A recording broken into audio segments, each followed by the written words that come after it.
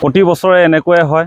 এই বছৰতে এতিয়া 2025ত আমাৰ দুটা বানপানী হৈ গ'ল। যোৱা মাহৰ পূৰ্বে এটা বানপানী আৰু এতিয়া বৰ্তমান দেখিবলৈ পোৱা বানপানী। গতিকে এইটো অৱস্থা প্ৰতি বছৰে যদি হৈ থাকে, আমি সেইটো কাৰণে ৰাইজ আজি জুৰুলা হৈছে। তেনেকুৱা খেতি পথাৰ বানৰ কবলত এতিয়া থাকি গোটেই শস্য নষ্ট হৈছে। গতিকে এই শস্যবোৰ নষ্ট হোৱাৰ বাবদ আমাক চৰকাৰে অলপ আৰ্থিক সাহায্য হিচাপে প্ৰদান কৰিলে হয়তো ৰাইজ অলপ ভাল হয়। এতিয়া বৰ্তমান আমাৰ 2025 বৰ্ষত এতিয়া দুটা বানপানী হৈ গৈছে। ইয়াৰ আগত এটা হৈ গ'ল। ইয়াৰ আগত যিটো হৈ গ'ল, যিখিনি আমাৰ কঠীয়া পেলাইছিলোঁ আগতীয়াকৈ লগাম বুলি, সেই কঠীয়াখিনিতো সম্পূৰ্ণভাৱে মৰিল।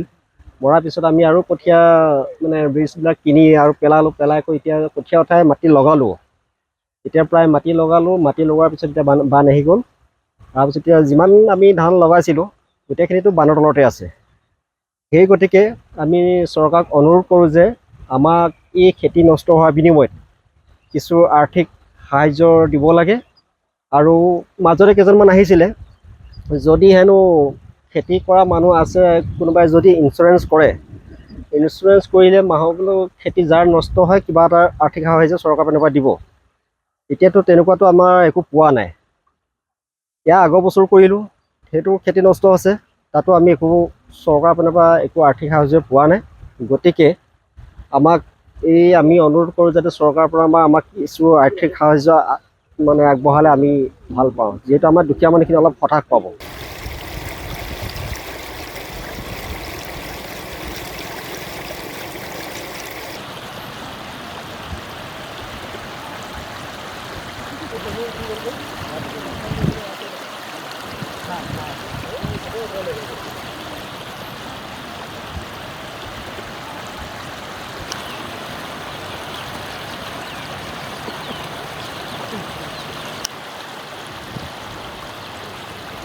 প্ৰতি বছৰে এনেকুৱাই হয়।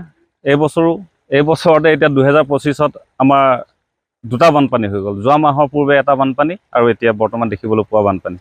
গতিকে এইটো অৱস্থা প্ৰতি বছৰে যদি হৈ থাকে, আমি সেইটো কাৰণে ৰাইজ আজি জুৰুলা হৈছে।